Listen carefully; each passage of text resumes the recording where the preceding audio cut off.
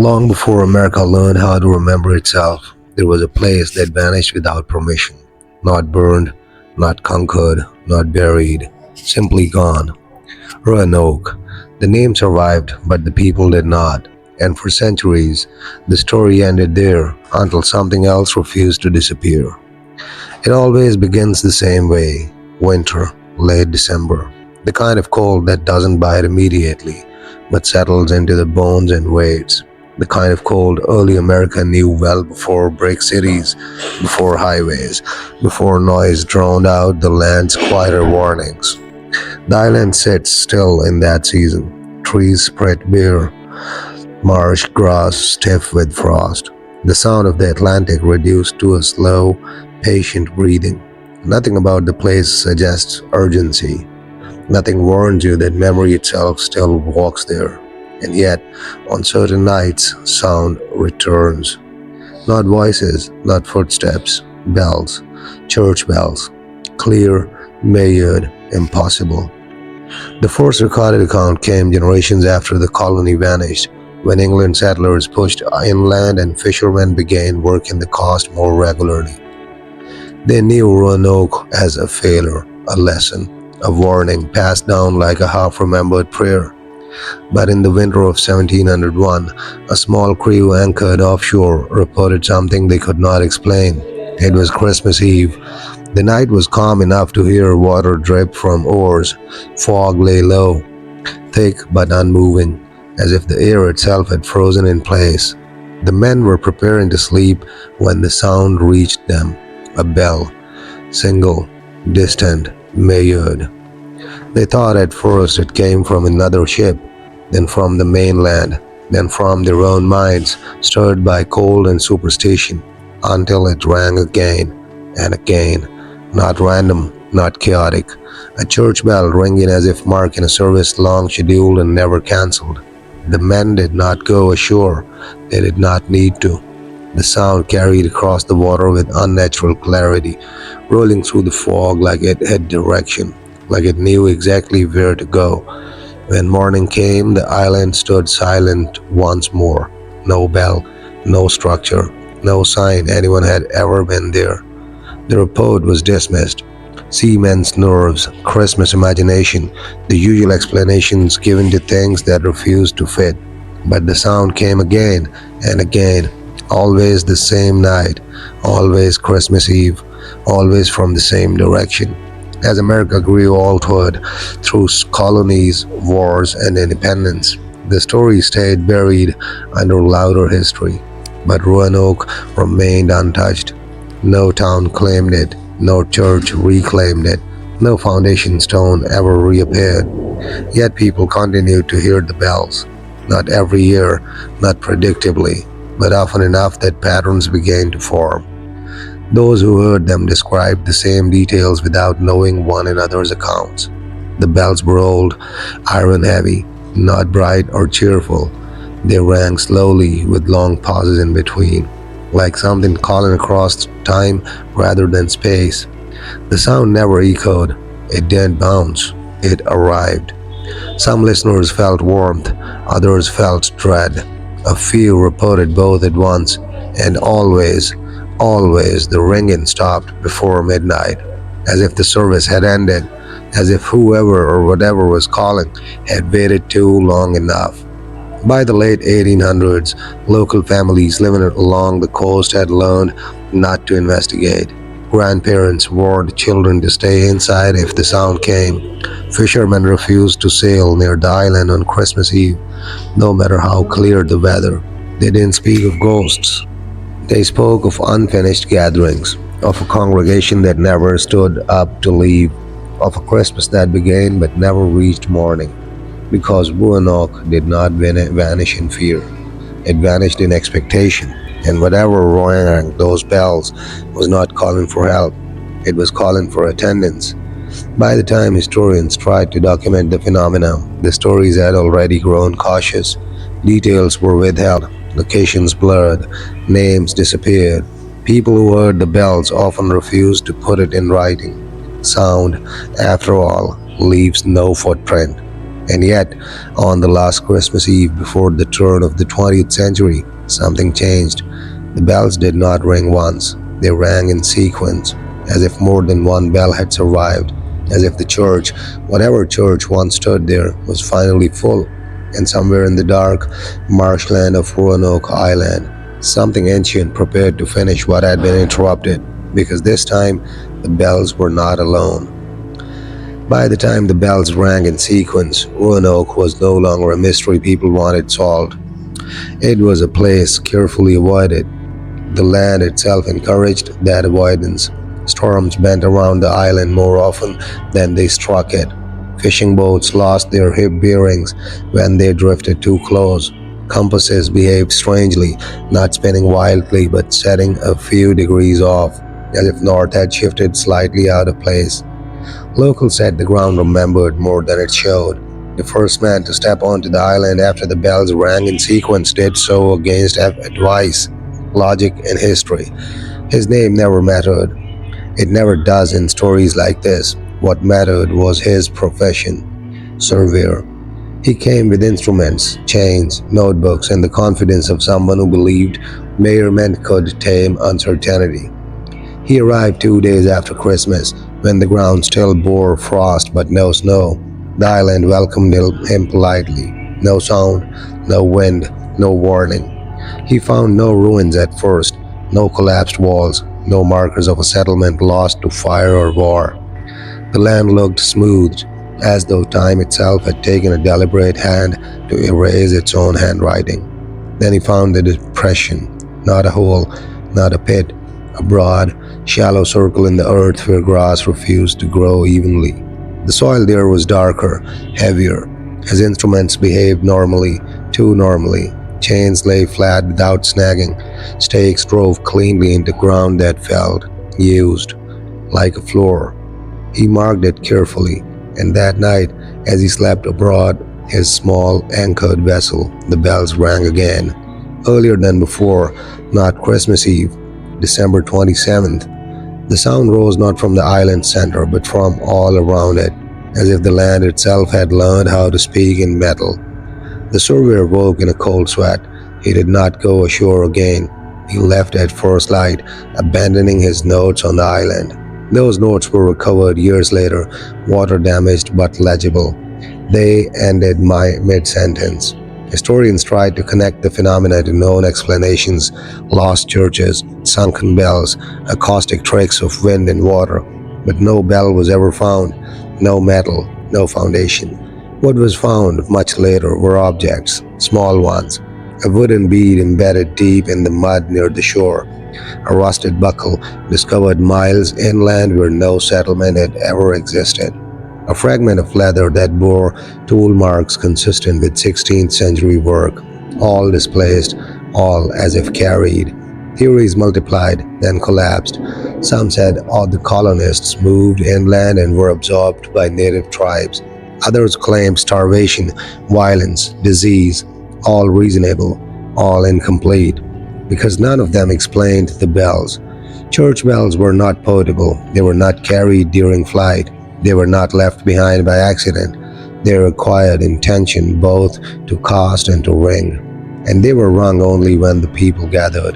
The oral traditions of nearby native tribes spoke carefully of Roanoke, not as a tragedy, but as a warning. They did not claim colonists were killed. They said the settlers chose something they did not understand: a place, a time, a promise. One older described it as a door that opened when it should not have. Another spoke of voices that answered too well. The Christmas season mattered. Winter, in those traditions, was when the boundary between what lived and what lingered grew thin, not weak, but attentive. Things listened more closely. Actions carried longer consequences. The colonists had come with faith but not familiarity. Their church stood not as shelter but as declaration. They rang bells to claim ground already claimed by older rhythms, and something answered. By the early 1900s, people who heard the bells reported an added sensation, not fear, recognition, a feeling that the sound was not calling to word. but inward toward something half remembered in the listener themselves, as if the bells were not saying, "Come here," but "Come back." Those who followed the sound never returned, not missing, not found, simply removed from the story. No bodies, no tracks, no evidence, only absence as clean and complete as Roanoke itself. By mid century, the bells rang less often, but when they did, they rang longer. Some swore they could hear voices beneath the metal, layered deep, like a congregation humming without words. The island remained untouched by development, not protected, avoided, because everyone who lived near it understood something without being told. The bells were not haunting, they were a schedule, and whatever had begun in Roanoke had never concluded. It had only been waiting for enough ears to remember how to listen. There was a year when the bells were not only heard, they were answered. It happened quietly, as these things always do, folded into ordinary history so cleanly that it took decades to notice what had gone wrong. The year itself never stood out. No war ended, no city burned, no disaster announced itself loudly enough to command attention, which is why it worked. In the winter of 1937, a small group traveled to Roanoke Island with permission they did not fully understand. Officially, they were researchers, archivists, and folklorists, tasked with documenting vanishing oral histories before modernity erased them completely. Unofficially, they were curious. Curiosity has always been the most reliable way to reopen closed doors. They arrived in early December, weeks before Christmas, intending to leave before the holiday. The island was colder than expected, damp in a way that crept beneath clothing and refused to leave. Locals watched them unload equipment without comment. No warnings were given, none were needed. The group camped near the old depression, the place earlier surveyors had marked and then abandoned. The leader of the expedition believed it to be the footprint of the original church. His notes described the ground as responsive, a word he did not explain. On the night of December 23rd, they recorded the first anomaly, a low vibration, too faint to hear but strong enough to register on their instruments. It came and went in cycles, lasting several minutes at a time. They debated wind, underground water, distant machinery. None of those explanations fit. At 11:17 p.m., the bells rang, not loud, not distant, present. Every member of the group heard them differently. Some described a single bell, others counted three. One claimed to hear singing layered beneath the metal, though no winds could be distinguished. The recording equipment captured nothing. The sound did not travel through air, it traveled through attention. One of the researchers stepped away from camp without announcing it. Another followed minutes later, compelled not by sound but by a sudden certainty that something important was happening without them. By morning, two were gone. The remaining members organized a search, but the island resisted it. Paths doubled back on themselves. Familiar landmarks shifted subtly, never enough to be noticed in the moment, only in hindsight. The depression at the center of the island seemed larger, its edges smoother, as if recently used. They left that afternoon. Their official report cited disorientation, stress, and exposure. No mention of bells was made, no mention of singing. The disappearance of two adults was attributed to misadventure. The families were given closure without answers, but something had changed. After that year, the bells no longer waited for Christmas Eve. They began to ring in advance, a warning perhaps, or anticipation. Those who heard them described a new quality to the sound, a kind of impatience. The pauses between rings shortened. The rhythm grew more confident, as if whatever lay behind the sound was relearning how to call. In 1945, a lighthouse keeper on the mainland reported hearing the bells over the surf while fully awake. He marked the time precisely and wrote a letter to his brother describing the sensation. "I knew where they were," he wrote, "not on the island, inside the night itself." The following year, he transferred inland without explanation. As decades passed, Christmas in the surrounding region grew quieter. Fewer decorations, fewer midnight services. Churches changed schedules, bells were rung less often, and when they were, they rang briefly, as if no one wanted to linger in the sound. No one said why. They didn't have to, because some traditions are older than understanding, and Roanoke was not done collecting what had been left behind. Every Christmas the island listened, every Christmas it waited, and every year more people felt, without knowing how, that America's first lost colony had not disappeared at all. It had simply learned how to stay. By the time bells began ringing before Christmas, Roanoke had already stopped being a place. It had become an interval, something you passed through without realizing, unless it decided to notice you back. The problem historians could never solve was simple. There was no church, no foundation stones, no graveyard, no buried bell tower. Every colonial settlement left scars, even those erased by fire or war left debris, ash, fragments of uncertainty. Roanoke left nothing of the kind. The absence was too precise, too thorough, as if removal, not destruction, had been the goal. And yet the bells rang. This contradiction forced a new theory among those who studied the island quietly, without publishing their conclusions. The church, they began to believe, had not been built on the land. It had built into a moment. In the late 16th century, the colonists arrived desperate and unprepared for the patience of the continent. They brought with them faith sharpened by fear, rituals meant to impose order on wilderness. Christmas that year came cold and uncertain. Supplies ran thin, tensions grew between settlers and the land that refused to behave as expected. Records hinted at unrest, whispers of sickness, of voices heard at night, of bells rung outside of scheduled services. One fragmented journal, never verified, never fully dismissed, spoke of a Christmas gathering that did not end. It described a midnight service held not to celebrate birth, but to request continuation, to ask that the winter be held back, to ask that hunger wait, to ask that the land remember them. The bells were rung longer than usual, too long. Something answered, not as a voice, but as an alignment. A stillness so complete that the congregation felt suspended, neither advancing toward morning nor retreating into night. That was the moment Roanoke stepped sideways, not forward into survival, not backward into history, sideways into a place where time did not flow, only repeated. The bells became anchors, each ring marked presence. As long as they rang, the congregation remained untouched by decay, untouched by departure.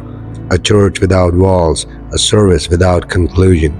And when the final ship returned to find the colony gone, it wasn't entirely wrong. They had left, just not away. In the centuries that followed, people who heard the bells reported something else as well, a sensation of standing among others, even when alone. The sound did not echo outward. It filled inward spaces, chests, throats, memory. Those most affected dreamed afterward, always the same dream.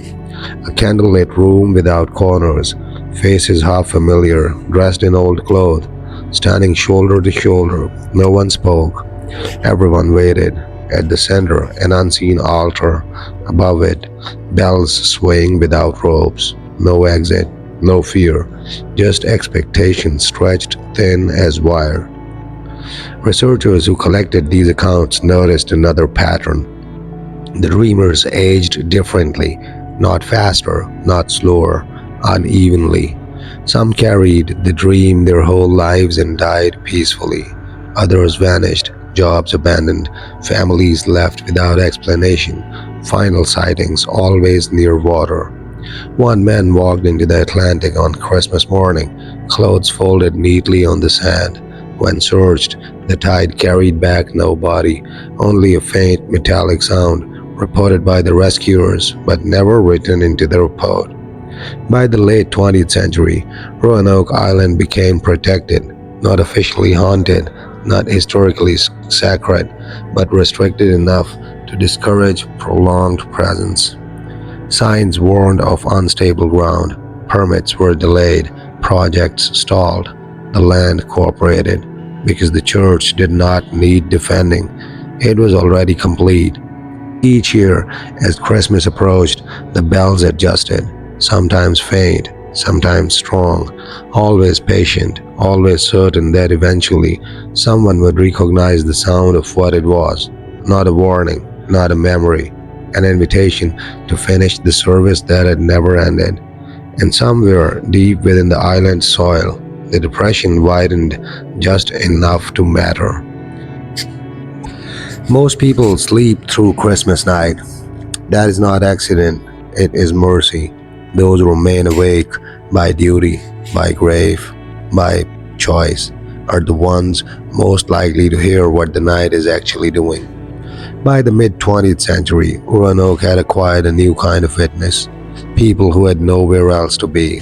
Dock workers on extended shifts, night watchmen, radio operators monitoring dead air, soldiers passing through coastal bases with nothing to distract them from silence. They were not looking for folklore. They were simply awake when the bells decided to speak. One such witness was a radio technician stationed inland, responsible for maintaining emergency frequencies during the holiday. On Christmas Eve, just after 11:30 p.m., he noted interference, not static, but rhythm, a pulse that rose and fell with unnatural regularity. He adjusted dials, changed antennas, logged the anomaly. Then he heard the bells, not through the radio, but through the room itself. They were closer than expected, not loud, but unmistakable. Each ring carried weight, like iron swung by intention. He described the sound later as standing inside a bell rather than hearing one. The technician did not panic. He did not leave his post. He simply listened. This was his mistake. As the bells rang, his perception of time loosened. Seconds stretched, minutes folded. The clock on the wall ticked faithfully, but each tick felt delayed, as though sound and movement no longer agreed on sequence. Between rings, he noticed something else, breathing, not his own, measured, coordinated, as if many people were breathing together, waiting for a cue. He shut down the station and drove home before midnight, headlights cutting through fog that had not been forecast. When he reached his house, he found his family asleep, unchanged, untouched, unaware. But the technician was never quite aligned again. He aged quickly after that year, not physically, but attentively. He reacted to sounds before they arrived. He flinched at church bells, even distant ones. He refused to attend midnight services ever again. He would later say, only once, that the bells of Roanoke were not calling people to come closer. They were checking attendance.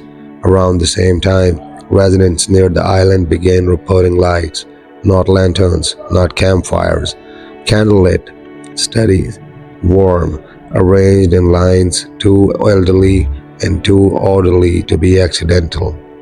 Observed from shore, these lights appeared briefly and vanished without smoke or movement.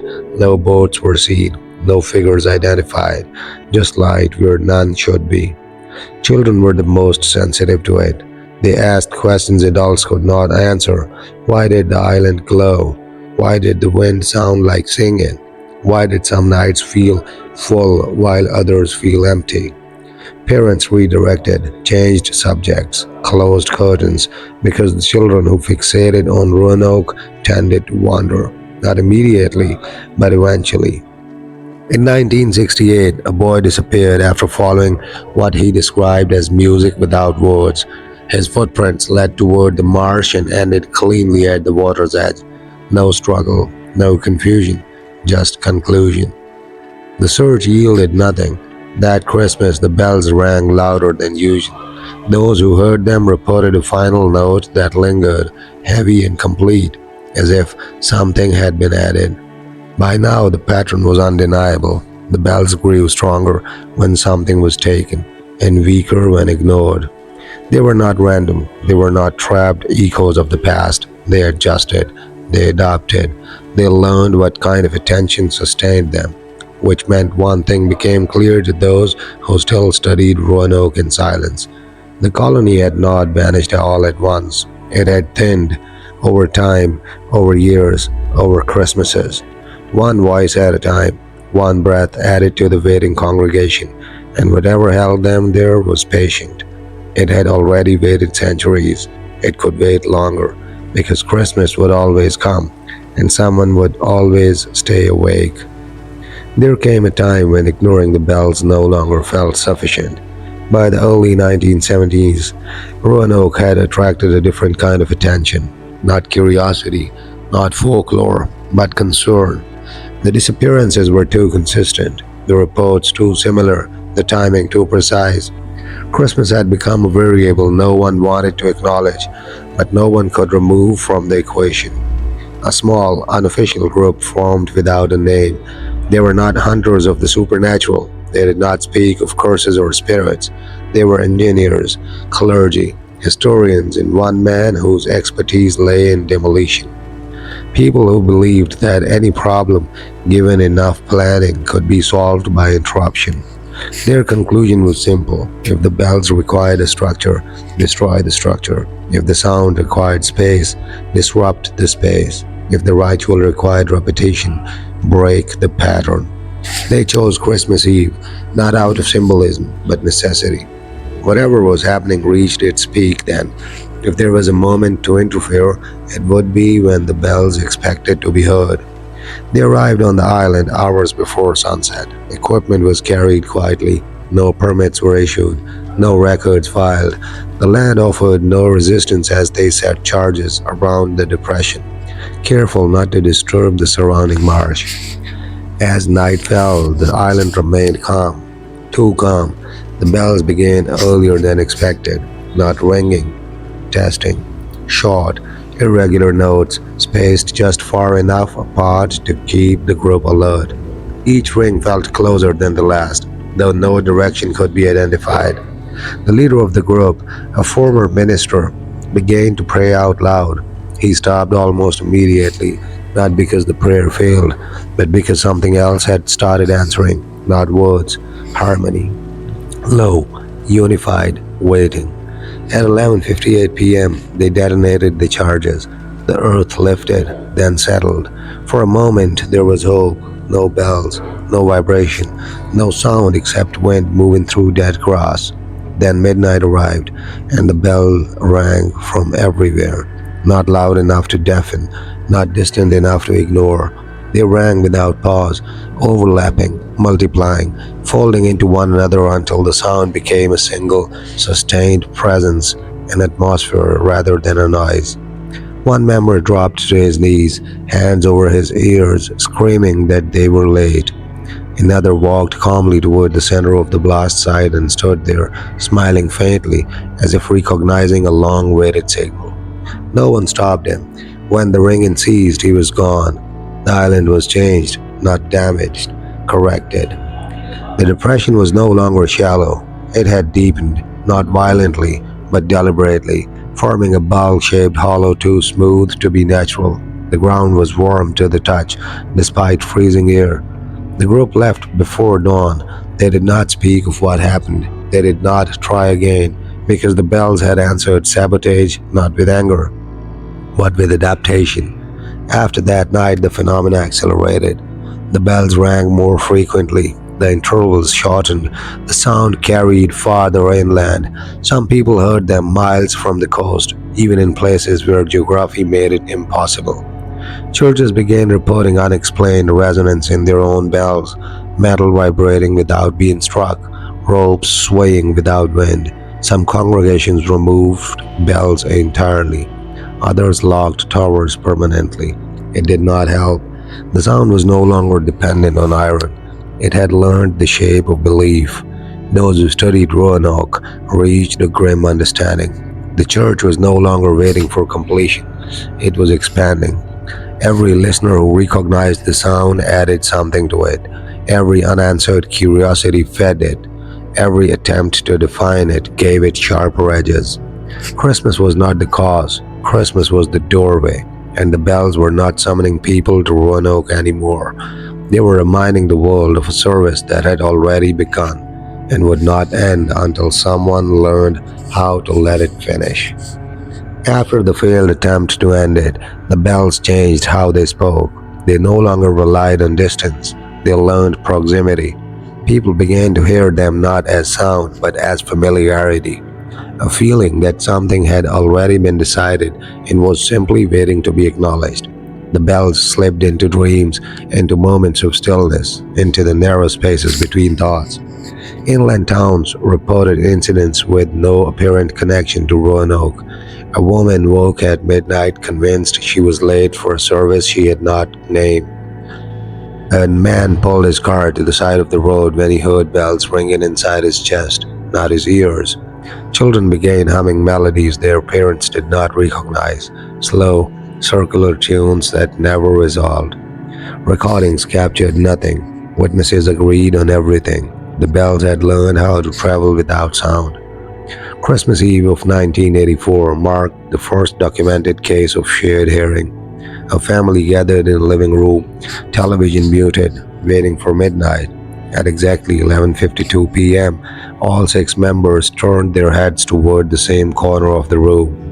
Later, when questioned separately, each described hearing bells from that direction. Each described the same rhythm. Each felt compelled, not frightened, to listen until the ringing stopped. No one spoke during those moments. When the sound ended, the youngest child asked, "Are we staying?" No one knew what he meant. That year, the bells did not ring from Roanoke Island at all, so it seemed. Coastal listeners reported nothing. Fishermen heard only wind. The island was silent, too silent. Researchers realized the pattern had inverted. The bells no longer needed the island to announce themselves. Roanoke had become the source, not the location. The church existed wherever the sound was received. The congregation was spreading. Church attendance across the region declined sharply in the following years. Midnight services thinned. Bells were rung less often, sometimes not at all. Clergy reported an unspoken hesitation among congregants, as if ringing bells now felt competitive, as though something else was already calling. One minister resigned after experiencing what he described as overlapping services. During a Christmas sermon, he felt himself slipping momentarily into another room, another gathering, where faces were dim and candles never burned down. He could not finish the sermon. He left town the next day. Meanwhile, Roanoke Island itself grew restless. Wildlife avoided it entirely during December. Birds altered migration paths. Even insects thinned, as if the land exhaled something uninhabitable when winter arrived. Satellite images showed nothing unusual. Ground surveys told a different story. The depression at the island center now registered temperature fluctuations inconsistent with weather patterns. At times it was warmer than the surrounding land by several degrees, at others colder, as if pulling heat inward. A door opening and closing. Those who stood near it reported pressure changes, vertigo, a sense of being watched by something that did not need eyes. And still the bells rang, sometimes clearly, sometimes faintly, always with intention. By the end of the century, one truth had become unavoidable. The bells were no longer waiting for Christmas. They were waiting for enough. Enough listeners, enough recognition, enough attention to complete what had begun centuries earlier. And the most unsettling realization of all, the bells no longer sounded lonely. They sounded prepared. By the early 2000s, navigation began to fail around Roanoke Island. Not catastrophically, not dramatically, but politely. GPS systems would drift a few feet off, then a few yards. Paper maps remained accurate, yet travelers reported arriving sooner or later than expected, as though distance itself had softened. Time, too, became unreliable. Visitors described watches slowing near the island's interior, then resuming normal pace once they left. Digital clocks occasionally skipped minutes. None of it was enough to alarm authorities. All of it was enough to unsettle those who noticed. Christmas Eve 2003. A ferry crossing at dusk recorded an anomaly. Every compass on board rotated 10 degrees east simultaneously, then corrected itself. No electromagnetic event was detected. The crew logged it anyway. That same evening, bells were heard in three states, Virginia, Maryland, and Pennsylvania, by people who had never visited Roanoke and could not identify the sound as church bells at all. They described it as orientation, a sense of being gently realigned. One man said it felt like something checked my position. Children were affected differently. Pediatricians along the coast reported an increase in sleepwalking during December. Children would rise from bed, stand perfectly still, and tilt their heads, listening. When guided back, they compiled without resistance, often whispering apologies to no one. Asked later, they remembered nothing except warmth. Researchers mapping these incidents found a pattern: no one wanted to say aloud.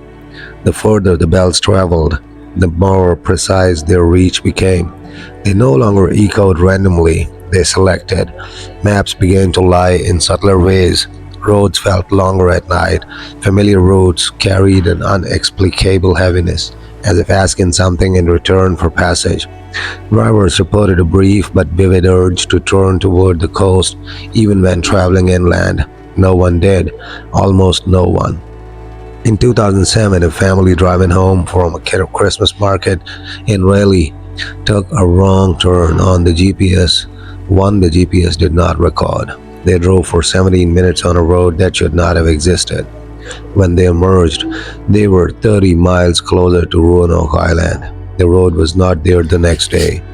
Authorities blamed outdated mapping software. The family stopped discussing it after their youngest child began drawing the same image repeatedly: a bell suspended over water, its shadow stretching across the page like a shoreline. On Roanoke itself, the ground depression deepened. Soil samples showed compression patterns consistent with long-term weight, something heavy resting just below the surface, shifting occasionally. Listening. By now, the theory had changed. The bells were not summoning people to Roanoke. They were aligning the land itself, quietly correcting geography, preparing roads, rehearsing distances that would one day be needed. Christmas, once a fixed point on the calendar, began to feel less like a date and more like a threshold. Something approached that required the world to be in the right place, and the bells were making sure it would be. By 2012, the bells had learned restraint. They no longer rang everywhere. They rang precisely. Audio engineers reviewing coastal recordings noticed something impossible. The bells avoided microphones. Outdoor security systems captured wind, waves, insects, yet the bells slipped through gaps, audible to human ears but absent from digital trace, except once. A university research team in Norfolk installed analog reel-to-reel equipment near an abandoned colonial chapel. On December 23rd at 11:47 p.m., the tape recorded a low metallic resonance, not a ring, but the pressure before one, a held breath of sound. When played back, several listeners reported nausea. One fainted, another laughed uncontrollably for nearly a minute before asking, very calmly, what year it was. The tape was sealed. People who heard the bells directly began to diverge into two groups. The first group changed subtly. They became more attentive, more patient. They arrived early to things without meaning to. They remembered forgotten names. Lost keys reappeared. These individuals described the bells as comforting, like being reminded of something they had always known. The second group did not describe them at all. They stopped speaking about Christmas. Friends noticed they avoided decorations, carols, even the word itself. Some developed insomnia in December. Others slept deeply and dreamed of corridors made of wood and candlelight stretching far beyond sight. A retired cartographer from Asheville belonged to neither group. He followed the sound. On December 24th, 2014, he drove east alone. His phone was off. His maps, hand-drawn over decades, were annotated with a single phrase repeated in the margins: "The coast remembers." His car was found 2 days later near the Albemarle Sound, engine warm, keys inside, no footprints leading away. In the back seat lay a rolled parchment, not paper, but something older, fibrous and pale. It depicted a shoreline that did not match any modern map, marked with bell symbols spaced at irregular intervals. When historians examined it, they recognized the layout. It was Roanoke Island, as it had been imagined, not as it ever was. Meanwhile, children born along the coast after 2010 began exhibiting an unusual developmental pattern. They learned direction before language. Toddlers would point unerringly north. Preschoolers corrected adults about sunrise positions in winter. When asked how they know, they gave the same answer: because it's almost time. By now, church attendance on Christmas Eve in surrounding counties declined sharply, not from disbelief, but from discomfort. Congregants reported an inability to stay indoors once night fell. Walls felt thin, roofs too low. Outside, the air felt vast. On Roanoke Island, ground-penetrating radar revealed a cavity beneath the Central Depression, large, bell-shaped, and hollow. No excavation was approved. Some shapes are not meant to be uncovered. The bells had stopped correcting the land. They were waiting, and those who could still hear them clearly understood something the rest of the world did not. Christmas was not approaching, it was returning. By the mid 2020s, the phenomena had matured into something almost sentient. Observers scattered across Virginia and North Carolina reported synchronized experiences, sometimes hundreds of miles apart. People woke in the night feeling a weight in the chest that insisted on attention. They described seeing candlelight where none should exist, hearing the faint echo of steps on wooden floors long decayed. The island itself had changed. Its depression deepened, now resembling a natural amphitheater. Though no excavation ever occurred, wildlife avoided the area entirely. Birds circled but never landed. Even tides seemed reluctant, brushing the shore lightly as if to respect the hollow. On Christmas Eve, a handful of individuals, those attuned to the old calls, arrived unknowingly, guided not by GPS but by instinct.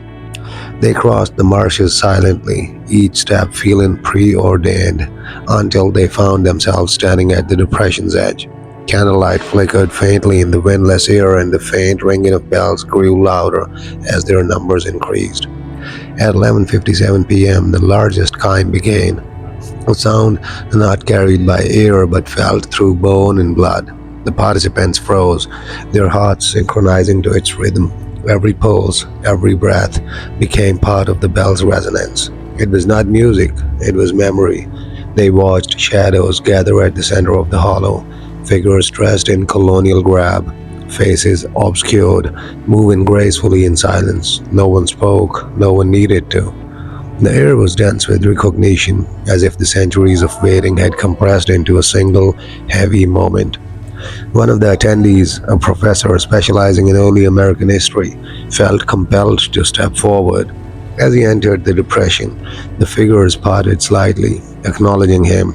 He heard not words, but understanding, an echo of prayers, of supplications, of wishes left unspoken for 400 years.